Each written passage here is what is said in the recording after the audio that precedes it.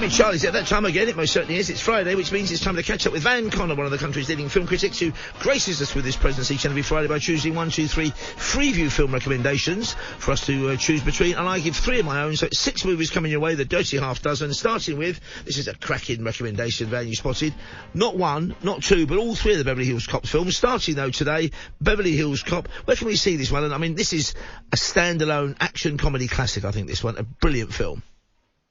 Well, I mean, you get not 1, not 2, but, well, all 3 of these bangers this weekend. So starting tonight on Great Movies at 9 o'clock, you of course get the seminal 1984 Eddie Murphy breakout blockbuster that was Beverly Hills Cop. You can enjoy the second one on Saturday night. You can enjoy the third and trilogy closing one on Sunday. We actually did get the photos this week, the very first photos from the filming of the fourth one, which is going to Netflix this next year. So Axel Foley is returning with the full original cast as well, but you can see them in their original iteration tonight on Great Movies. You've of course got Eddie Murphy as Detroit police detective Axel Foley, who, you know, the sort of, you know, fast-talking, ne'er-do-well agent of chaos figure that he is, who goes all the way to Beverly Hills to investigate his friend's murder and finds himself taking on, in the first one, it's Stephen Burkoff, it's the late great Stephen Burkoff, as a corrupt art dealer who's got a sideline in cocaine trafficking. It was originally written for Sylvester Stallone, would you believe? And he tinkered with it too much, and then he took the script away, tinkered with it so much that he wound up making Cobra instead. So Cobra is Stallone's version. I'm glad Cobra was made, because the poster tag was, "If crime is a disease, I am the cure." I love that. Great cheese tack 80s poster tag, isn't it? And the other great thing about Beverly Hills Cop is I think it's got eminently quotable lines like, "You ain't gonna get me with no banana up the tailpipe," which, if you haven't seen the film, would mean nothing at all to anyone, but it's one of those kind of, became a saying in the Ross household, that for any time anybody attempted to do something you knew they were going to fail at. Because of course he does get them with a banana up a tailpipe, the equivalent of later on in the film. So it's a cracking movie, this one. Judge Reinhold's great in it, one of his stand-up films, and great things like, was it the average American has 2.5 pounds of undigested red meat in his lower gut? Yes. I don't need to know that. This is great. Some of this must have been ad-libbed. I know a lot of it, great actors can make even, the most carefully scripted lines or improv. Or things like when Eddie Murphy's walking down the streets and he sees 2 guys dressed like Michael Jackson wannabes, and he just does that laugh. It's worth it, but that's just that laugh. That's it. Yeah. Marvellous stuff. So you've got a clip for us then, as you were saying. And when can we see this one again? Remind us. So like I say, in fact, it's 9 o'clock every night this weekend. So starting tonight with number 1, tomorrow night with number 2. I've got a clip for you. This is from the very first one. This is Eddie Murphy meeting Ronnie Cox's Sergeant Bogomil, Captain Bogomil, who runs the Beverly Hills Police Department, and discovering the culture clash that he's in for, the differences between policing in Detroit and Beverly Hills. Marvellous stuff. Here we go. Detective Foley, I'm Lieutenant Bogomil of the Beverly Hills Police Department. Do you wish to file charges against Sergeant Taggart? This is some kind of joke, right? Do you wish to file charges against this officer for assault? Look, where I'm from, cops don't file charges against other cops. No, I don't want to do that. Well, in Beverly Hills, we go strictly by the book. Now, why didn't you inform us when you came to town? I'm on vacation. Well, if you're on vacation, what business did you have in Victor Maitland's office? Had to go to the bathroom. I was walking by, it looked like a nice clean place, so I stopped. You always take your gun on vacation? I think he probably does, and he's wise to it. That's such a great film. You picked me to the post of that one. I've gone for something rather different, which is on Film 4. This afternoon, 4:35. It's worth setting the record for, even though you've probably seen it a million times. A black and white Ealing comedy classic. Probably up there with The Man in the White Suit as my favourite Ealing comedy. Passport to Pimlico's on this weekend elsewhere. Film 4, though, 25 minutes to 5 this afternoon. Kind Hearts and Coronets, based on an actually not bad Edwardian comedy novel. I think it's called The Autobiography of a Criminal by a man called Ray Horniman. It was turned into this film where a young man, played by the ever suave Dennis Price, his mother's been kind of estranged from her family because she married beneath herself, as they used to say, married somebody of ordinary origins. So she's not given the aristocratic privileges, neither is her son, but he's raised with an aristocratic attitude, and he works out that if we were to, say, kill half a dozen, maybe 8 of his relatives who've never met him, he would then become the Duke of somewhere or other. All 8 of the relatives, male and female, all ages, all eccentrics, they're played by the wonderful Sir Alec Guinness in this film. So you get kind of 8 Alec Guinness performances, which is very funny. I'm surprised this hasn't been remade. I know they remade they remade Lavender Hill Mob, which is fairly terrible with Tom Hanks, but this was, for me, it'd be crying out for a remake. Great film. And it's also one of those films that I think people tend to sometimes think the Ealing comedies is all set in the 40s or 50s and all about kind of, the plucky British spirit. And they're well and good in their way, like Whiskey Galore. This is something very different, because it's a very dark film as well, this at times, because, after 2 or 3 of the murders, we're absolutely willing Dennis Price to succeed, because the people that Sir Alec Guinness plays become increasingly obnoxious and unpleasant until finally even we would probably want to blow them out of the water. So it's a great film, it's a great comedy, and I think quintessentially British film as well.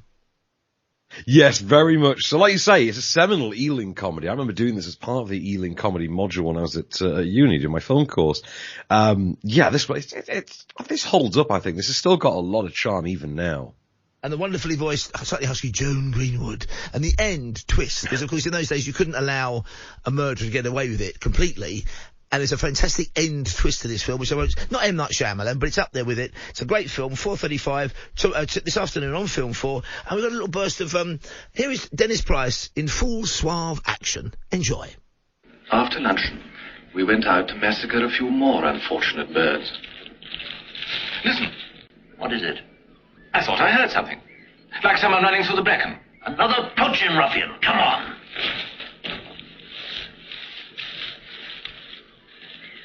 There was someone here. Look. Blast! Louis, get me out of this. Hurry up, man. Have you gone mad? Be quiet, Ethelred. I want to talk to you for a minute. If you make a noise, I shall blow your head off at once. By the time anyone has heard the shot, I shall be running back toward the castle, shouting for help. I shall say that you stepped on the trap and your gun went off accidentally as it fell. So be quiet. Be quiet. He must have, that is such a great voice, great to see. And of course, he's trapped his relatives' foot in a man trap out poaching or hunting. And then we've got from you a rather, a surprising recommendation in some ways, because it's the remake of The Italian Job. And many people thought this was almost an insult to British cinema, as was to some people the remake of Get Carter. Why did you pick this one, Ben? Well, I'll go with Get Carter as being an insult, but The Italian Job from 2003, I actually think is kind of an unsung banger. Now, hear me out on this one, because I'm gonna go to bat for this remake. So, first of all, it's just objectively a fun movie. It's a fun, modern for 2003 heist movie. Wahlberg makes a pretty decent lead in it. And to be fair, the movie would work a lot better if it was simply a sequel to The Italian Job. It was simply The Italian Job 2.0, given the whole premise of it is, let's go back and do what we did on The Italian Job. The movie doesn't even take place in Italy. The opening does. The rest does not. The rest takes place in LA.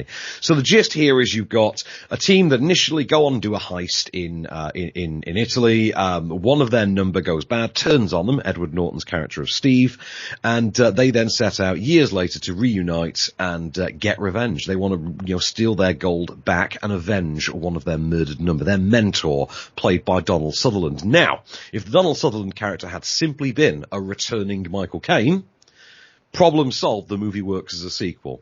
However, the movie's great, the movie's fun, it works, the updated setting, the modern cars, the characters, it all works. It even sort of ties into the Fast and Furious universe, given that Jason Statham's character is literally meant to be Deckard Shaw, apparently. And hilariously, this movie saw Edward Norton forced by legal gunpoint to fulfill a contract he had with Paramount. He had no way of getting out of doing this movie. He simply did not want to do it. So he did what Edward Norton always does in these scenarios and simply hammed it up and amused himself, complete with cartoon villain mustache. Like he literally put a panto mustache on to do it and just scowled his way through the whole movie. You're going to hear in the clip in a second exactly how few Fs he gives. It's absolute madness. You of course got Charlize Theron in there as well, Mos Def, Seth Green. It's quite a fun cast. As I say, Statham as well, great fun. And I like the soundtrack to it as well. I think it's got a pretty good soundtrack. I'm a fan of this. I have no way, I don't quite get the hate. It's also one of the first big films I remember from, director F. Gary Gray. He'd done the Negotiator before this, did this as well, then years later went on to be a Fast and Furious director and give us Straight Outta Compton. So, you know, we get some, like, serious directorial pedigree out of this. But I've got a clip for you. You can see this Saturday night, 9 o'clock on Film 4. I've got a clip for you, and this is Wahlberg outing the team and their heist to the mark. So basically forcing them face to face with the villains. This is them facing off in a restaurant for the first time. From Marky Mark and the Funky Bunch to Mr. Wahlberg of the big screen, it's the Italian Job. Here's the clip. Same old Steve, huh? Always thinking defensively. That's why you're always number 2. How do you figure that? You got no imagination. Couldn't even decide what to do with all that money. You had to buy what everybody else wanted. Oh, well, try this on in your imagination, okay? That gold is already gone. That's Steve. No, really, it's over, Charlie. I'm trying to move the last 2 bricks. You want to come after me over a couple of lousy bricks? I mean, really, be my guest. Really, but you're off to a bad start, you know? Because you just blew the best thing you had going for you. You just blew the element of surprise. Surprised? It's over when I say it's over. See, that is a great clip, and I think one of the problems with it was, it's yeah, you're right, the main job doesn't take place in Italy, the opening bank job, the opening heist does. Given the Italian Job didn't do gangbusters in the States, or pretty much anywhere else in the world, but I suppose the English market, why do they call it the Italian Job? They could have called it wherever. Odd, isn't it? The LA Job, and they would have attracted any rancor. Not a word you, my brother John, has to say too often. You know what? My favourite thing as well is that for years, and I think they only stopped very recently, they were trying to make a sequel to it, and its name genuinely was The Brazilian Job, and I don't think anybody told them about the double meaning there. Oh, marvellous stuff. A close shave, you might say that one, getting away with that. Now, we move away from the scene, and our second the Staith is in this film as well, which is one of my, probably is my favourite Melissa McCarthy film. It's called Spy from 2015, stars Jude Law as a slightly too cocksure, full of himself James Bond type secret agent. Miranda Hart's in it being very funny. Jason Statham is off the charts bonkers in this film. Obviously thoroughly enjoy it. And Melissa McCarthy plays somebody who joined the CIA for the reasons of glamour, excitement and doing a bit for a country, and is basically being, she thinks, a kind of glorified secretary, giving advice to Jude Law, who gets all the fun, who she's probably secretly in love with. Miranda Hart's her mate, and in the end, something happens to Jude Law, and she has to go undercover, on assignment, field work, and some much hilarity for me ensues. It probably outstays its welcome by about 10 minutes, but so many big screen comedies do. It's on 9 o'clock, ITV2, tomorrow night. Even if you have seen it, you might want to watch it again. I haven't seen it for a couple of years now. It's one of the films that whenever I see it, always raises a titter, and I think it's as a movie, when I tell the story in that brief a way, I think it works as a film and would have worked almost equally well as it had been done a la True Lies or something, kind of, more action than comedy. This is very much a comedy, and Jason Statham, I think, gives what is probably his best performance. Absolutely. Statham is absolutely incredible. I think this is the first time that Statham really did comedy. Like, until this movie, we didn't know that Statham's always been funny, but I don't think any of us were prepared for, like, what would happen if he did outright comedy. And he steals this movie. Every single line of dialogue that Statham gets is absolutely incredible. I mean, there's one moment very offhandedly when someone asks him, "Where'd you get that suit?" He says, "Oh, I made it, didn't I?" You're like, yeah, only Statham's pulling that off. There's only Statham's pulling off that delivery. And it's absolutely, he steals this from Melissa McCarthy. It was absolutely mind-blowing. So it's worth watching just for the Stath. And Miranda Hart, of course, is that Miranda from the Miranda Show, and she's very funny. It's now on Call the Midwife. Here she is, though, little clip I've chosen. She's talking to, or listening to Melissa McCarthy, who's bemoaning the fact that while she joined the CIA for all the right reasons, it turned out to be maybe the wrong choice for her. Here we go. When I quit teaching and joined the CIA, I thought I was going to be this amazing spy, and I'm still just the same boring person I was. You play it too safe. I just hear my mom's voice. Just blend in, let somebody else win. Making a wave isn't always brave. Brilliant. Give up on your dreams, Susan. Just to write that in my lunchbox. We've intercepted chatter that Rayna Boyanov knows where that nuke is. She knows the identity of all our agents. How the did this twat find out our names? We don't know. And dial it way back with the T word, Ford. Grow up. Twat means something completely different in England. Well, here it means vagina. Yeah, there's the odd blue word in that film, but it's well worth a watch. Very funny indeed. And my final recommendation, Sunday night, 5 action, 10:05.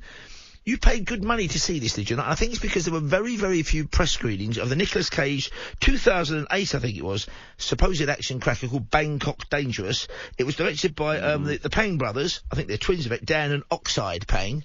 Great first name, Oxide Pang. And it's basically your hitman recruits local help. He might normally kill them off, like Tom Cruise in Collateral Damage. And then the people who've hired him, other gangs, are after him as well. I didn't enjoy this film, it's the wrong word.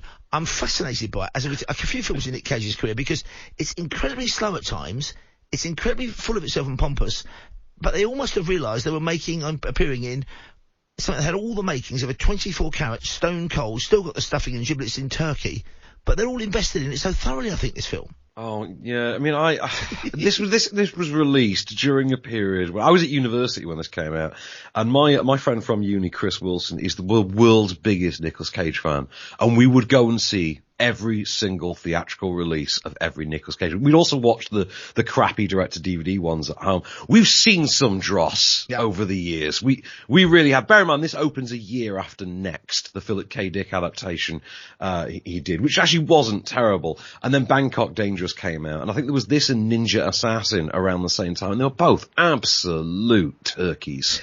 They really were. But this, at least, was a turkey that had, the always amusing presence of a sort of attempting to be intense Nicolas Cage, which doesn't really save the film so much as make it faintly more amusing, I think. Because, like you say, it takes itself way, way too seriously. And yet it opened, I think, as number one at the American box office, but it's like the lowest ever number one. There was terrible films around that weekend, obviously. And it's now regarded as one of the great, not only just a financial failure, which it was, but also as one of those great, nobody wants to mention they were ever associated with it, because it is, I'm sure that's convinced a few of you to at least check it out, because it is well worth, maybe download it or record it and play it at double speed until you get to the really terrible bits. But it is on 5 Action, 10:05, Sunday night, Bangkok Dangerous, also I think known as Time to Kill, and here's a chunk of the trailer. My job takes me to a lot of places. I sleep alone. I eat alone. I'd like to meet someone, but it's tough when you live out of a suitcase. My name's Joe. This is what I do. Purpose of your visit to Bangkok, Mr. Vincent? Holiday. All my clients have one thing in common. They feed off the people. There's big money in misery. Where there's money, there's competition. And the guy paying me usually wins.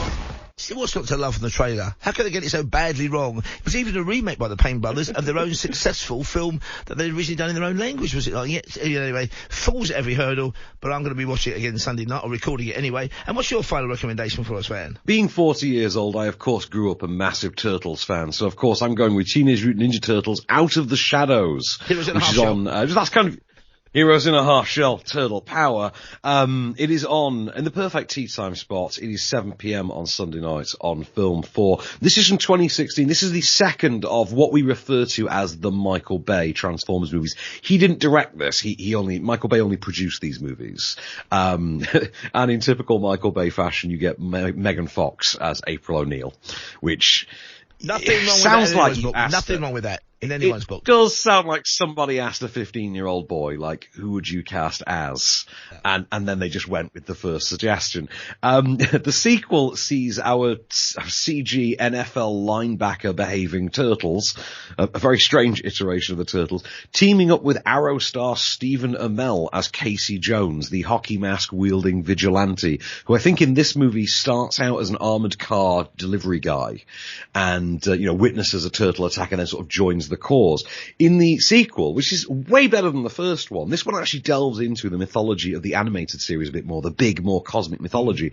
So they actually take on Krang, for instance, as the big bad. You get Bebop and Rocksteady as well, and you get Tyler Perry as Baxter Stockman, who, fans of the original know becomes, Baxter the Fly, basically the Simpsons, the Turtles version of the Fly, effectively. It's a fun movie. It's directed by Dave Green, who gave us Earth to Echo, and he's in the news at the moment because he directed that Coyote vs. Acme movie that Warner Brothers cancelled and are currently allowing them to flog rather than use as a tax write-off, which sounds like the greatest movie ever made.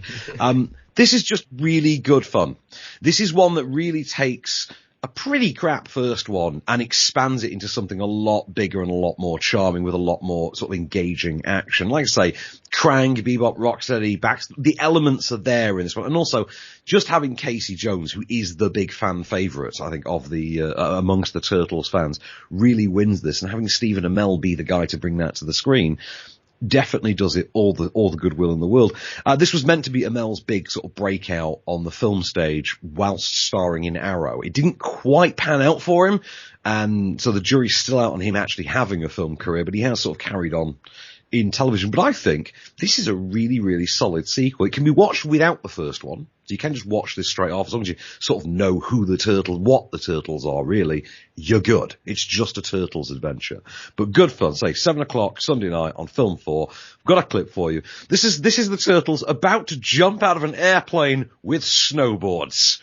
So, yeah, cowabunga. Here we go then. Oh boy. We gotta go now. We only have a 30-second window. You know the plan. Dudes? What? He jumped. He jumped? Uh-huh. All right, one for all. But wait, you don't ever shoot! Woo! I don't need to shoot. I got my board! Oh, this is awesome!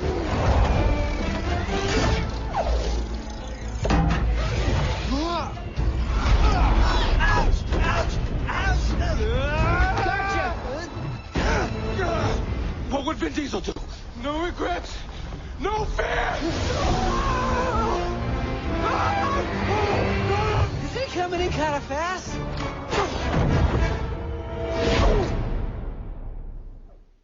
There's a lot going on in that film. I can tell I've never seen this one. I might be catching it. I may give it a look. Now, I'm guessing that your off-screen podcast, presented by you and your mate Adam, which is available, I think, for 8 this morning, will go big on Napoleon this week. Now, I spoke to you very briefly, or we texted or whatever, about the film, and I thought you were slightly guarded about it. How did you rate Napoleon? Now we can talk about it review-wise.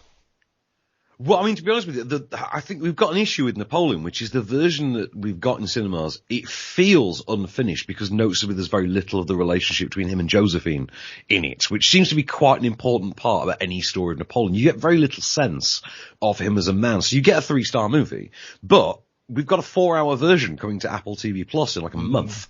So I would imagine all of that must be in that version, in which case you're kind of watching an unfinished but very, very well made and well acted film. However, wait for the 4-hour version, and I think you're going to get what I was hoping for in the theatrical, to be really honest.